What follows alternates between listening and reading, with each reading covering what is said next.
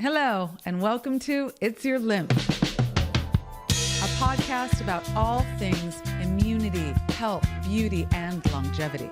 I'm your host, Lisa Levitt Gainsler, and I've dedicated my entire career to working with people's lymphatic systems because the results are nothing short of astonishing. Come along as we reconnect to the flow of life and learn how to harness the power of lymph. Our guest today is Elissa Goodman. She's a holistic nutritionist who healed herself from cancer when she was 32 years old.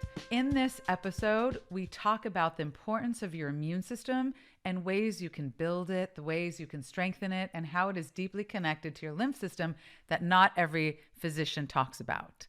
So let's get into it. Elissa, welcome to the show. Thanks so much for being here. Cheers. Thank Cheers you. to you. That So was welcome. beautiful. Welcome. All right. So before is it good? Do you like the tea? It's good. It's really good. Before we get Maybe I should switch to tea from coffee. Right. Well, you know what? I like coffee and then I like tea. Yeah. You know, Afterwards. So it doesn't have to be like a one or the other. Yeah. And then I switch to like mint at night before I go to bed. Perfect. Right? For digestion.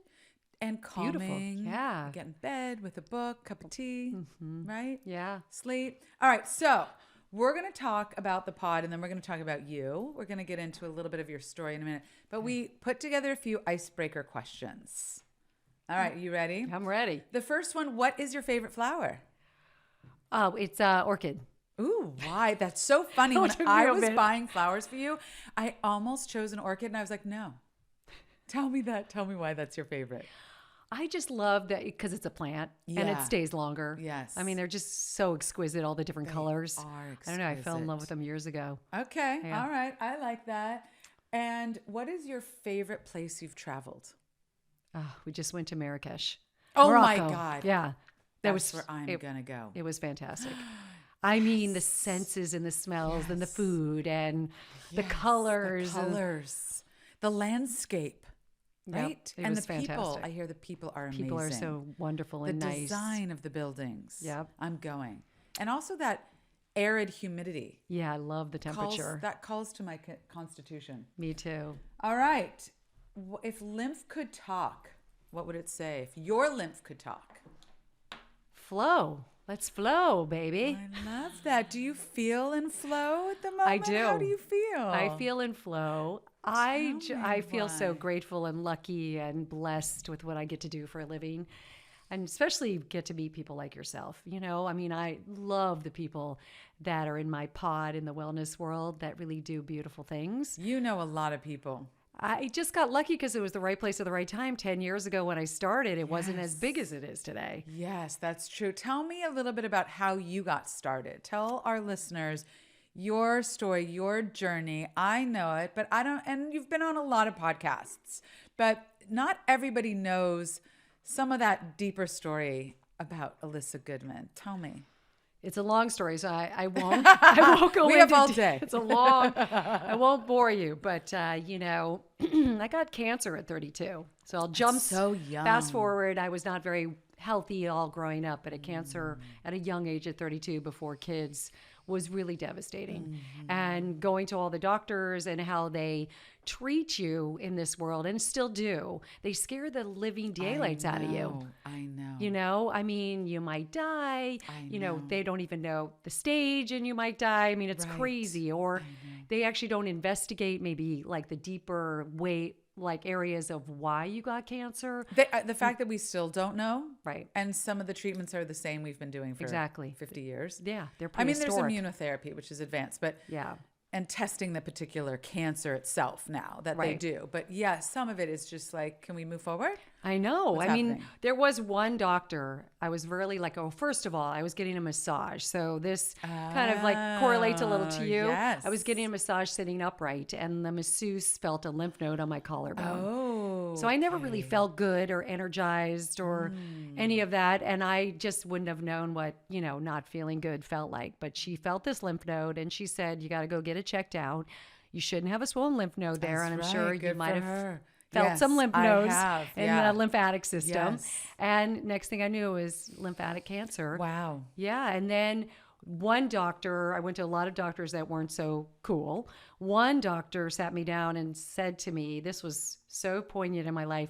He said, "Are you happy?" Wow. Nobody ever asks that. No. Do you love what you do? Wow. Do you love your husband? Do you love your work? Wow. Like, it was a lot of, and I'm like, I burst into tears and I said, I don't even know what happy feels like. What? I don't know what calm feels like. I can't believe there was a time where you weren't happy. Never.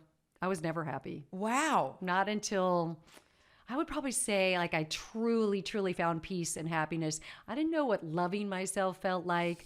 My mom and dad, and I think it's not just them, it's how we grew up. We thought that was selfish, or parents thought if kids felt like they loved themselves, right? Right.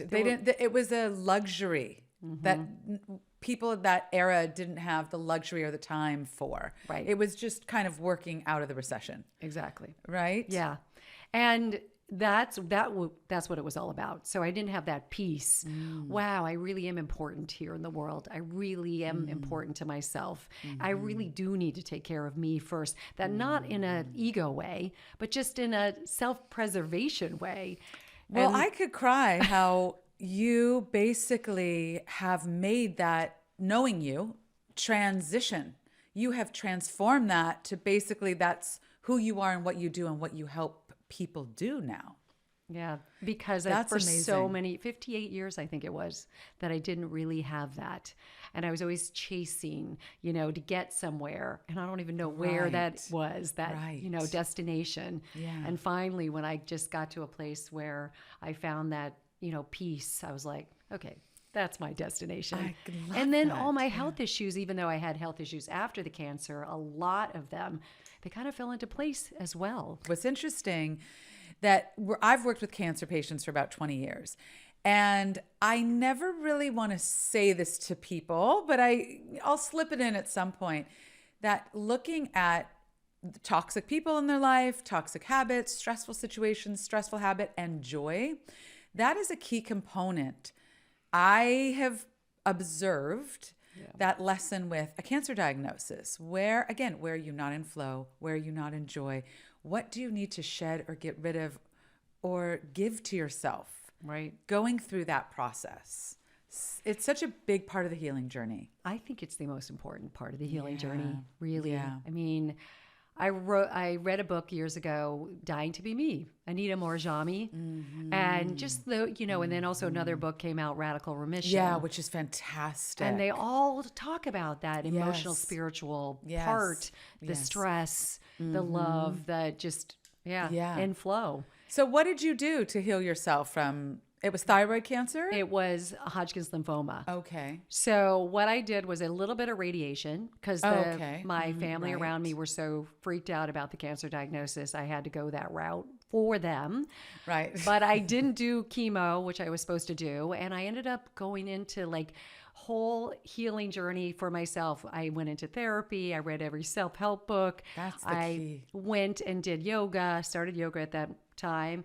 I thank God I just moved to LA from New York. So everything was here. Mrs. Gooch's, which is Whole Foods these days. Fresh produce, a juice place. Beverly Hills Juice was around and still around today, 30 years later.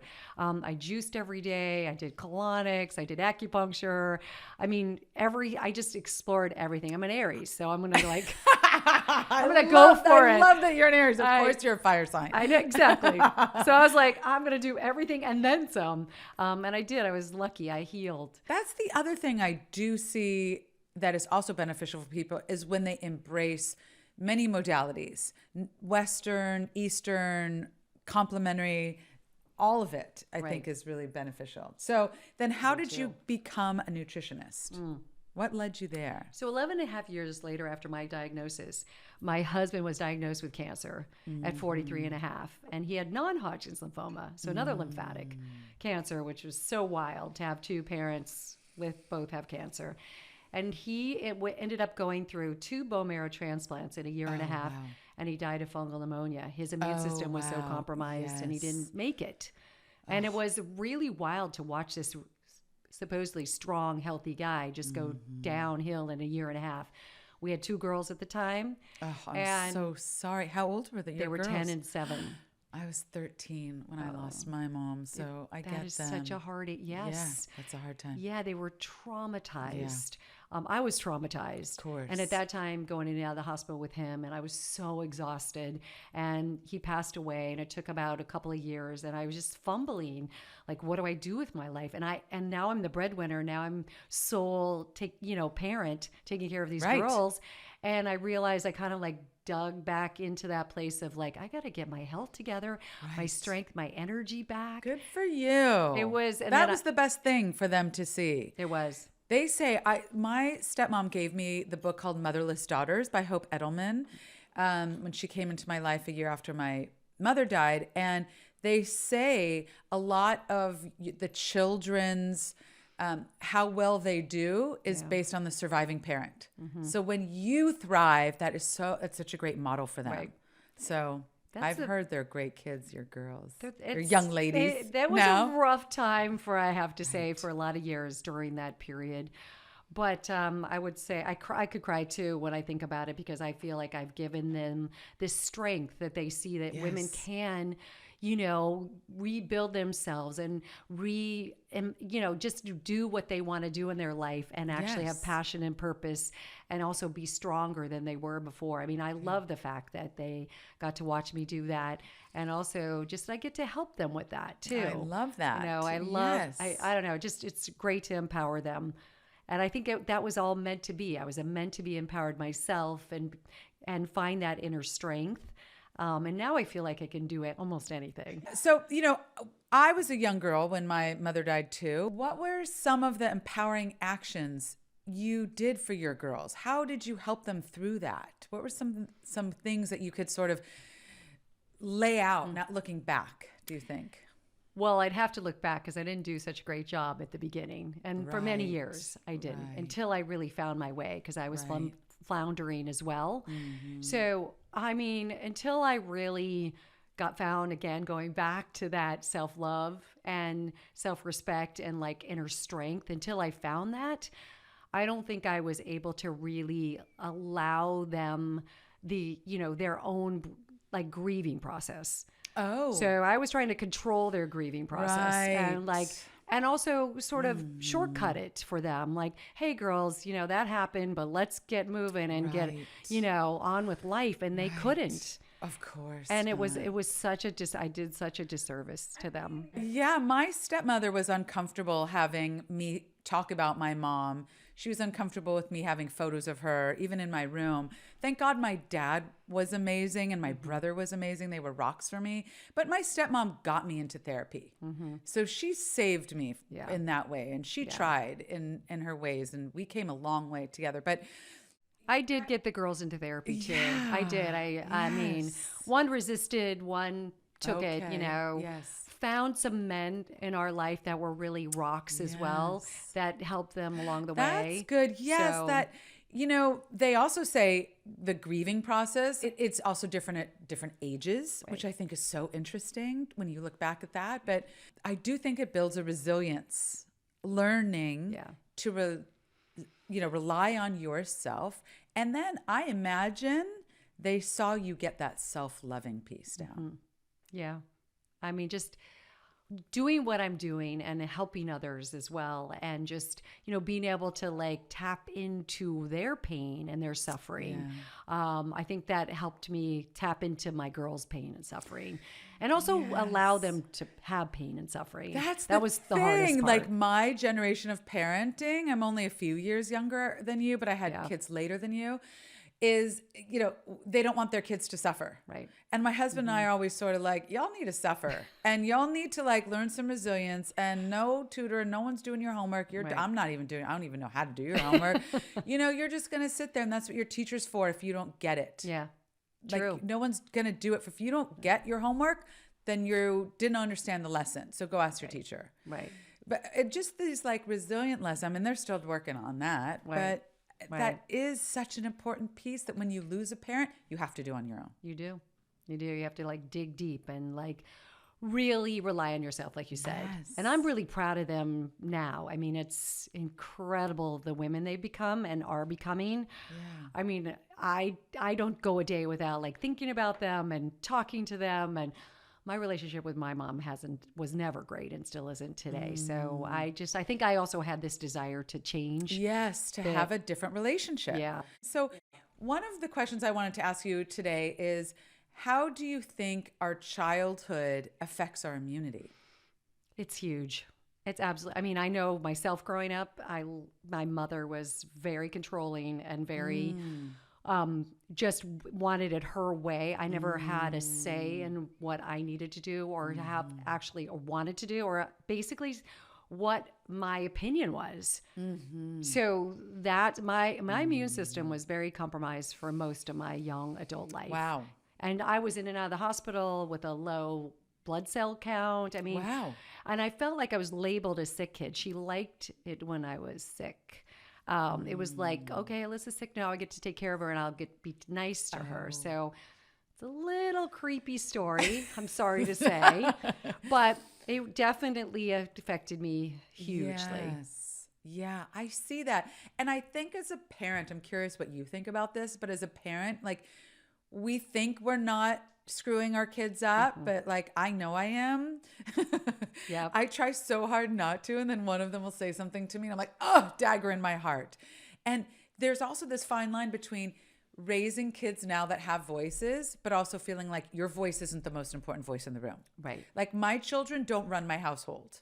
We run the household. Yes, I want to know your opinion. I don't want to hear it for an hour. Right. And I don't think, like, I'm not going to always change the plan based on that. So it's like this fine balancing act to allow them their voice without them thinking that their voice matters more than other people's. Right. Right. I think what I did with my girls also is when I got into the nutrition world 10 years ago, I was a little bit like, I was very obsessed with it. So I was a little, is it called orthorexia? I was a little like, can't eat that, can't do that. So the whole household, like no real Oreos, no real M&Ms, no. And the kids went a little crazy. I have two stepsons. So they all four lived. And I was just like, they didn't like me very much at all. Of course not. Oh my God, so it was so fake funny. cheese at the time. And that wasn't even good fake cheese at the time. Yeah. Right. Yeah. So I definitely did a disservice, and they kind of some of them went anti-health.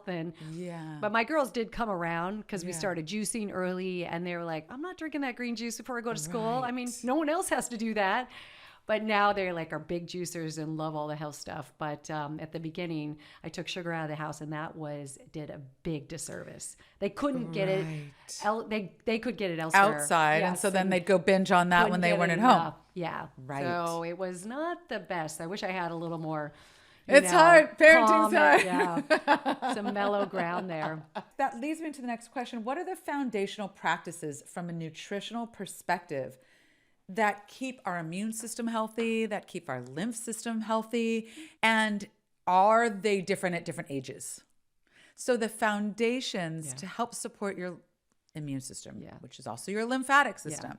What are some of those building blocks for you, do you think? That's a fantastic question. And they are different at different ages. Right. Of course, because I think earlier on, potentially you don't need as much. Hopefully your immune system is strong. But as you get older, with like the diet, the sugar and the processed food, or, non-clean animal protein and all the things, all the air. That is my next question, talking about protein. That one, yes. And then the water we drink and just all the stuff, the chemicals, the toxins that we are exposed to. I think it's harder. I mean, we are so toxic that our system's overloaded, as you already know. You work you talk about this all the time, and we can't get it stagnant. Out. Fast enough. Right. Whether it's the lymph or organs, moves so slowly. Yes. Organs being, detoxing as well. So I think that the foundation, as you already know, is, I think the solid first thing is sleep for me. I agree. I agree. Sometimes I've told clients when they come to see me who aren't sleeping, I'll say, that's your number one task. Like, don't pay to come see me. Let's get that fixed first and then come back. I'll often say that. Right. So and women need 8 to 10 hours. Right. Men can get away with 6 to 7, which is such a bummer. But we have to restore our, everything in our adrenals. So a lot of women I talk to do 7, 6. They, they're like, I can't get 8, but 8 is just the magic number. So that's when we rest and restore and replenish and right? Yes. Regenerate those cells. Yeah, so that's so huge. And Sleep. I think and then stress, de-stressing, completely. finding some practice. It's the yoga or walking or being out in nature or a massage. Just, right? I mean, I always say, try not to stress about about getting rid of stress, because that can be stressful for people. Yeah. But, it is important to look at that. And it is, again, not a luxury. Right. To find those moments of joy, to give yourself those moments where you're filling your well. Absolutely. Replenishing that well. Right. And then what about, I know you're so knowledgeable, you're an expert on supplements and nutrition. And what building blocks? And I know it's hard to give people, a one size fits all, a generalization for, everyone should be on this supplement. And obviously people can work with you, but are there certain supplements or foods that you're like, okay, these are the ones to look at for yourself? Yes. Well, first of all, we're having an epidemic of dehydration. So we have this beautiful water at our fingertips. It's alkaline water or it's mineral water, or we're not absorbing it because we don't have enough minerals in our body to absorb it into our cells. So we're just peeing out all this water. So we're dehydrated. So water is crucial. So I'm finding that hydrating people with minerals has been exceptional, life-changing, actually. I mean, I can't believe some clients call me and I tell them when they get up in the morning, to drink 2 cups of water before they do anything to rehydrate. Maybe a little pinch of sea salt in there.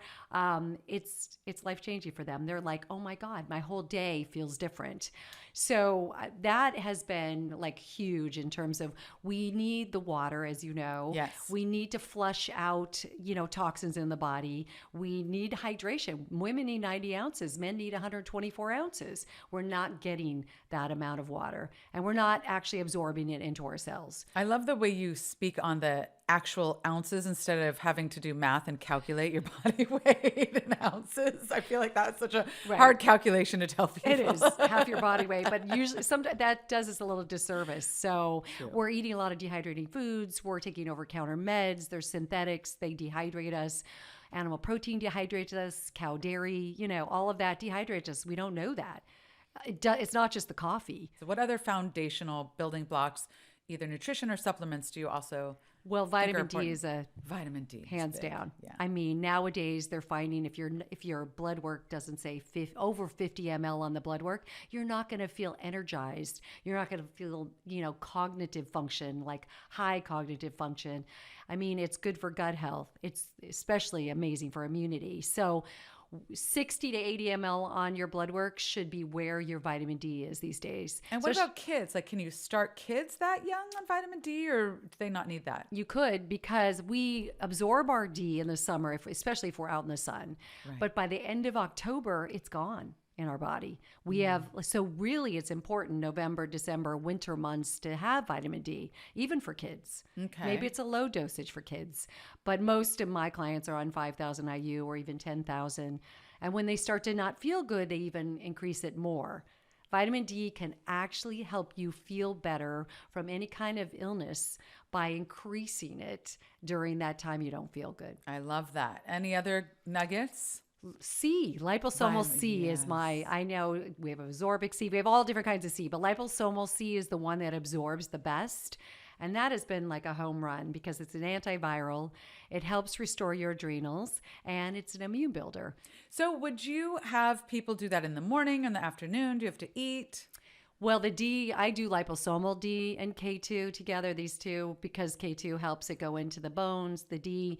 But liposomal, you don't have to do it with food because it already has a fat molecule on it. The liposomal C is the same. But if you're just doing a regular D and a regular C, well, the C doesn't. It's a water soluble, but the D, you have to have it with food or fat. Now, what about teenagers going through puberty? I'm talking boys, girls, trans. There's such a, plethora of different hormones that you want, you don't want.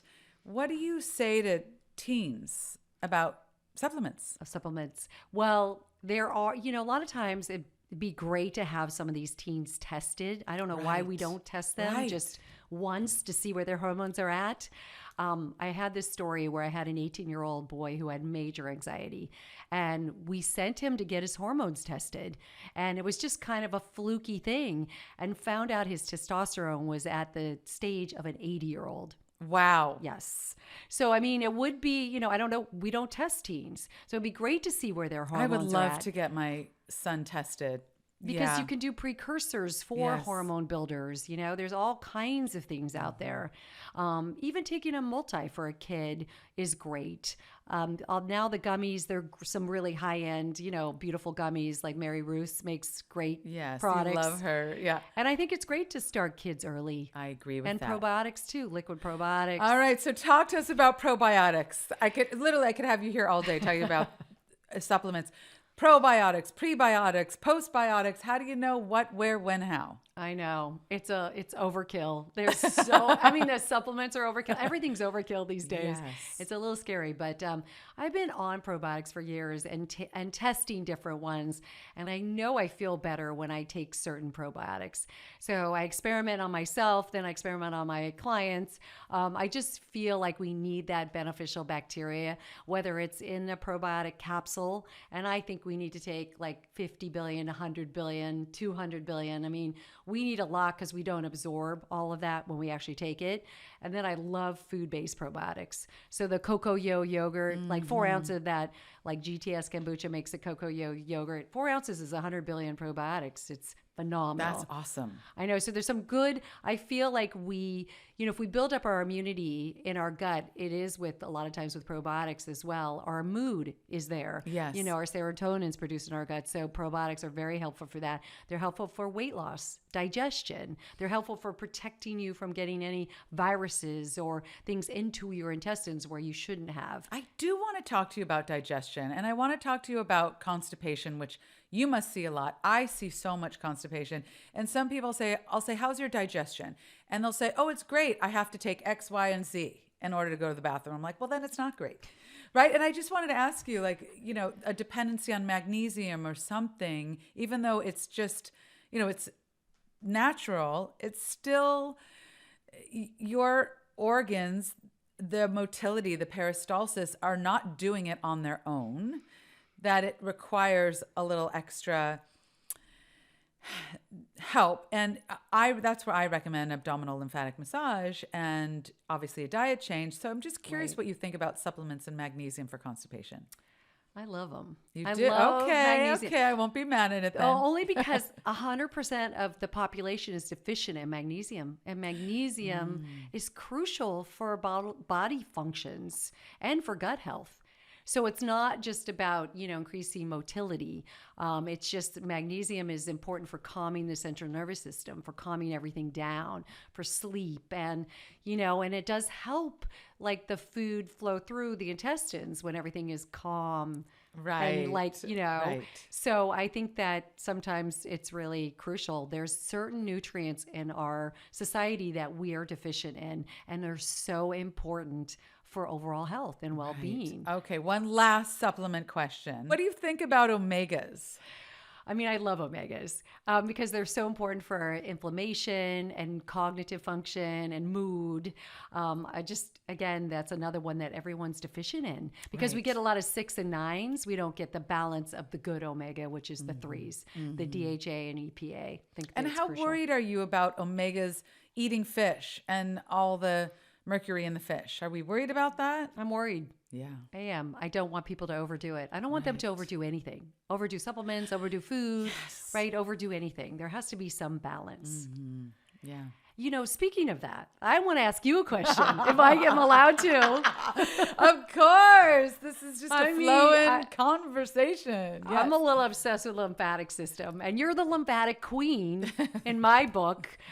What part does the lymphatic system have in the immune system? So they say that the lymphatic system is the highway of the immune system, right? So I just love the visual of having your, the bloodstream, which brings nutrients and oxygens to the cells. And then there's some of that runoff that lies in the connective tissue. It lies in our, fluid system of our bodies that gets absorbed by those lymph capillaries, move through the lymph vessels, filtered out in the lymph nodes.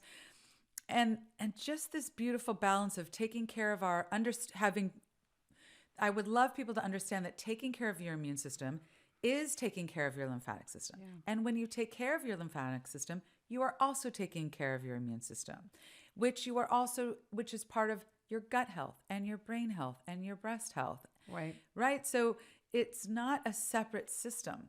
It is connected like the rivers of our body and the oceans. So going back to when you were 32 and you had your cancer diagnosis and you said you started dry brushing and jumping on a trampoline, did you know that was for lymphatic health? You had cancer of the lymphatic system. Did you have this revelation like, oh, I have to start taking care of my lymphatic system? And then how did that affect a through line for you until now with your lymphs? I don't know how I put those two together. I must have read it in a book somewhere when I was, but yes, I did know it was lymphatic cancer, and I did know I needed to start taking care of my lymphatic system. There's a little part that I didn't tell you. When I was younger, my mom used to go to Rancho La Puerta, this health spa. Yes. And they did do a lot of lymphatic massage down there. They talked about lymphatic stuff. So I think that came back into play for me when I had this. And I still dry brush today. I mean, I don't have a trampoline. I wish I still did the trampoline, but I do feel like I'm very much in touch with my lymphatic system. Yeah, the lymph depends on muscle movement. Yeah. So when you're walking, when you're exercising, you're doing yoga, you're swimming, you're bike riding, it doesn't have to just be trampoline. Right. You can increase lymphatic circulation from doing all those other forms of exercise. I mean, there's a lot of lymphatic massages out there that has become popular. I know. And I do know that a lot of clients will go and get one for the gut when they are having those digestive issues and the constipation. Yeah, and it's fantastic for that. Yes. Yep. Yeah. When I was writing the book of Lymph, listen, the thing with the lymphatic system and research is we are just at the beginning of researching what is beneficial for lymphatic health. We are just at the beginning of clinical studies that can ascertain performance supplements, performance foods. So I'm not really interested in looking at studies. But what we can do is break down certain foods that are beneficial for their antimicrobial, antiviral, antioxidant properties that increase blood circulation, lymphatic circulation. I have a list of some of those, right? And I have listed some of those. I am curious, just some of your favorite overall immune boosting foods.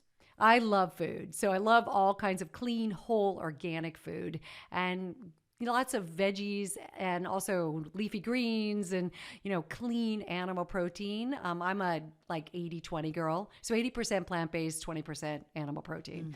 And the animal protein does need to be as clean as possible. Hormone-free, pasture-raised, wild fish, as much as I can. We can't always get that these days. And also the vegetables, I probably buy all of mine organic just to make sure there isn't pesticides. And, I try to get the best rice that that's been tested without arsenic.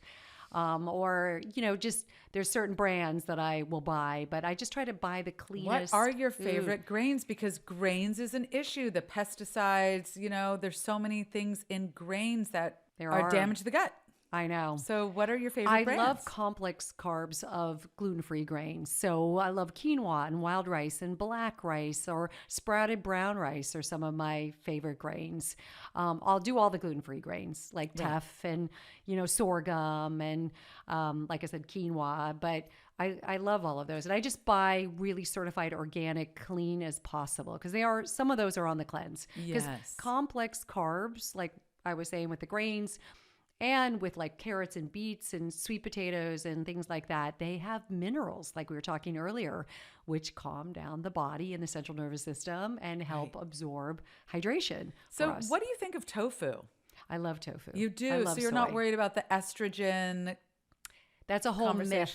That's a total myth. Okay, good to know. I mean, the least breast cancer in the world is in Okinawa, where they eat the most tofu and soy. It's really when you have soy lecithin, you process the soy, or it's a GMO soy. Right. So, or GMO corn or those kind of things. So soy, I just try to have all my people not overdo any of these things. Like I probably have soy 2 to 3 times a week. Let's say I have 20 meals, in the week, and I'll have it 3 times. So what do you think of animal protein? Because on the one hand, animal protein has been shown to be cancer causing, but then on the other hand, there's people in wellness that say you need so much protein to build muscle mass and how important that is, and muscles are an organ. So what do you think about that conversation about animal protein? I mean, it's been really fascinating to see what's happening. I had someone ask me a question about a carnivore diet the other day, and I was like, oh my God, it's gotten to that. It's gotten that far to animal protein, only eating animal protein. But I think it's important to have a balance. Right. Again, 20% of my diet is clean animal protein. And I think at my age, I need those amino acids that you get in animal protein for muscle and tissue repair. I think that not to overdo anything and getting the clean sources. Yes. I think it's crucial. Yes, I agree with that. So I just really want our listeners to know about your cleanse, about the food cleanse that you started. I want you to tell us when you started it. Before I even knew you, I started getting your cleanse delivery. I live in Los Angeles, so it's local to me. I don't know how far you deliver anymore, but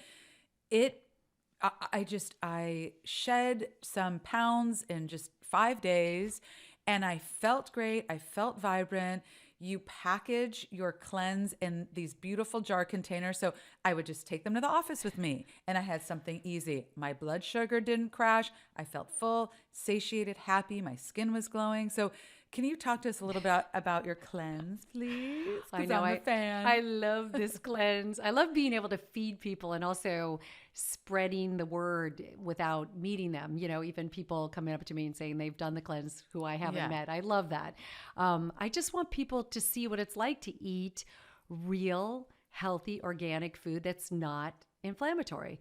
It's very anti-inflammatory. There's no sugar, no dairy, no gluten, no animal protein just for that week. Well, we've gone back to bone broth, which I love because just it has so many healing modalities, but mostly it is vegan, and it's a lot of food. Those salads are huge. So I want people to see what it's like to eat real food, not starve themselves, and lose weight and have all those benefits you were just mentioning. It started out just as a little, thing 8 years ago. It's been 8 years. Wow. To a few people in LA, and now where are you now? Just LA? Yeah, just LA, but we go down to the south. We go down to the OC, and we go out to Malibu and, to the Valley, but it is still just LA.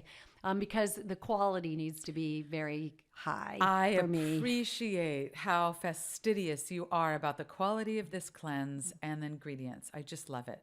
Yeah, I mean, you're getting over 50 different vegetables in one day. Wow. Like you're getting a ton of vegetables, It's and the people rainbow. don't have the variety in their diet. So in that 5 days, they're getting a ton of fiber. They're getting prebiotics. They're getting probiotics. They're getting postbiotics that you were talking about.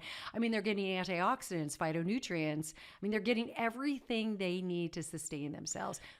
I need to ask you about the morning drink. Can you tell us what's in that morning drink? Because I just I feel tingly and alive and energized, and all I ever want every single morning is your morning drink. So what is in that morning tonic? Please tell us. It is so funny because I created that 8 years ago, just at a whim, and it's still going strong, but it is coconut kefir by Tonics, which is only an LA brand. And then it has aloe vera and apple cider vinegar and lemon and ginger. Now we have added extra probiotics in it, Mary Ruth's liquid probiotic, and as well as we have a gut cleanse now, and we actually add even more probiotics in that drink.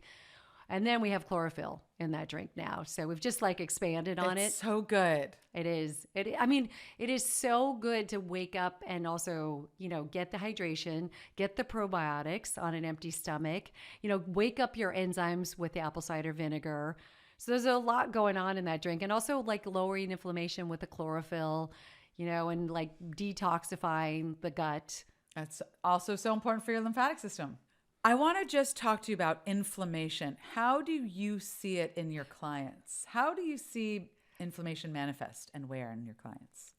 I mean, everybody has inflammation that I'm seeing, right? I mean, probably I do have some inflammation. I can tell when I'm inflamed. When I eat certain foods like gluten and dairy and things that don't agree with me, or even foods that I like eggplant. I get inflamed. My brain is foggy and I get puffy, or I do the cashews. When I have too many cashews, because I overdid them, the under my eyes swell up. I mean, the inflammation is crazy. So I see it everywhere in the face. I see it like all over the body.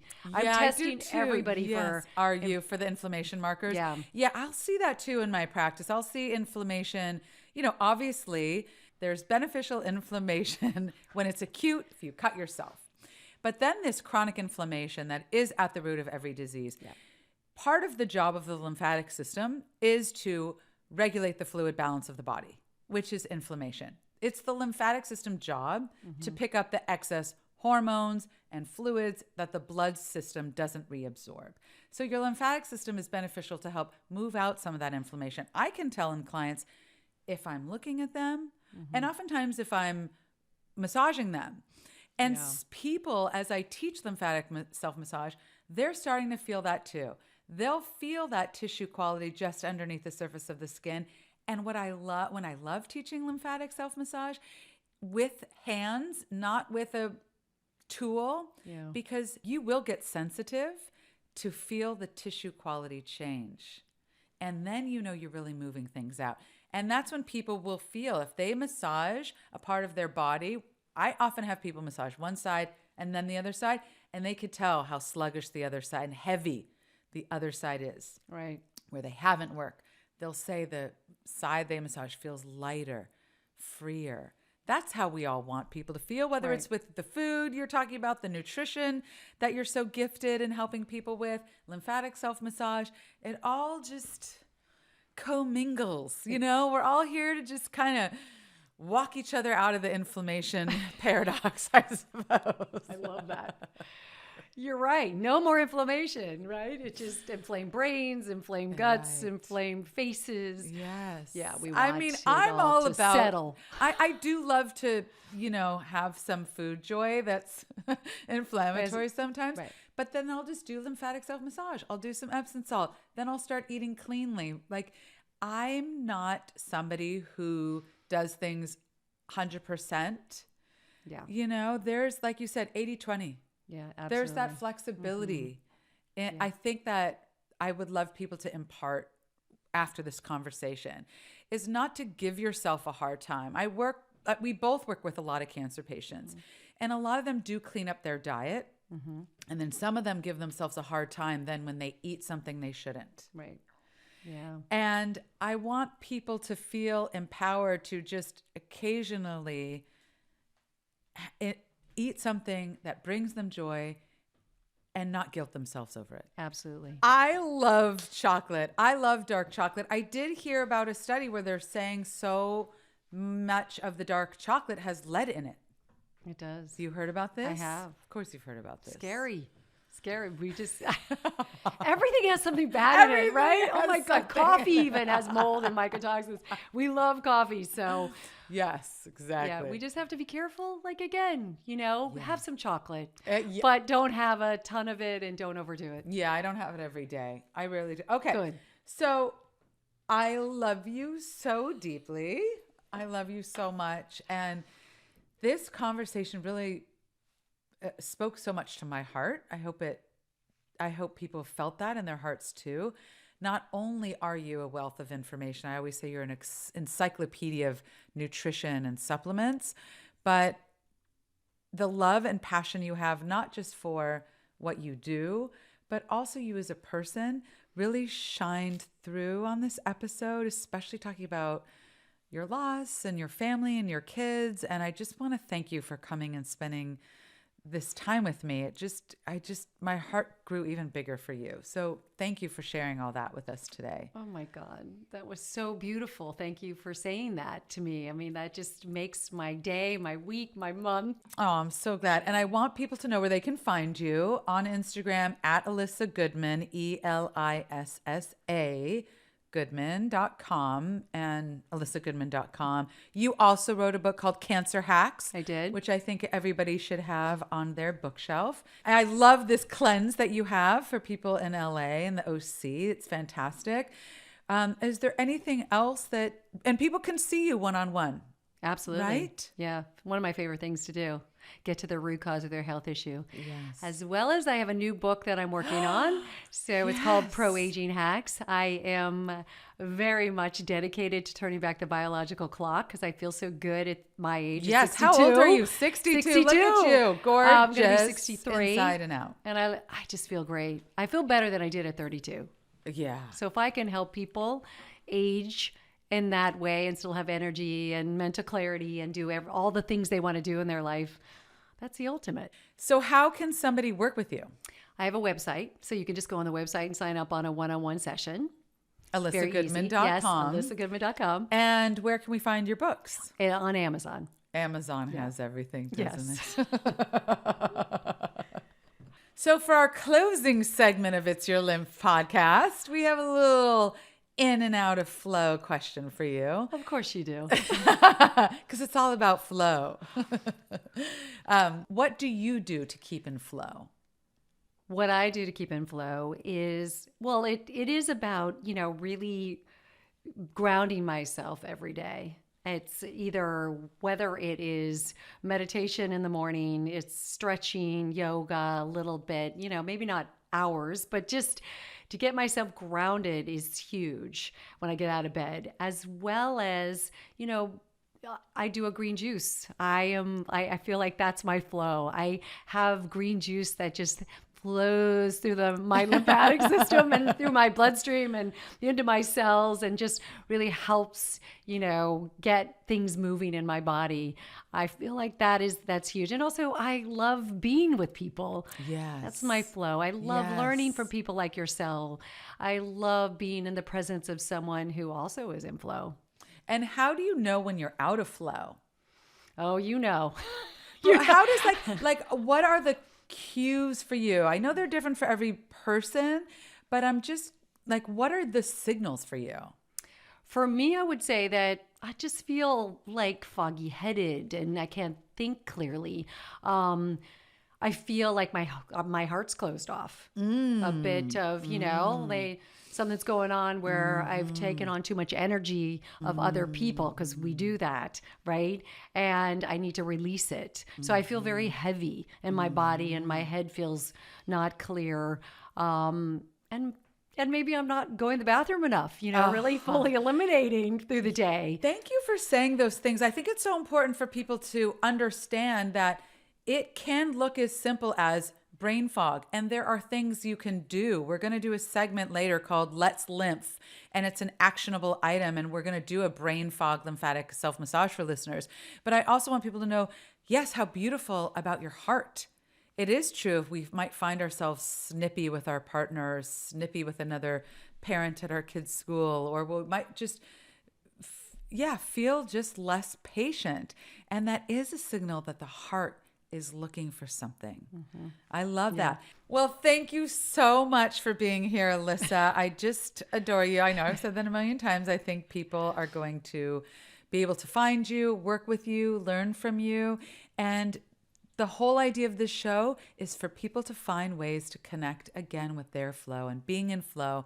And you gave us so many beautiful morsels that people can use to help themselves feel more vibrant. So thank you so much. Well, thank you for having me. I'm always honored to do these things, and I am so honored to be here with you. Thank you. That just fills my heart. Oh, thank you so much, sweetie. Have a wonderful week.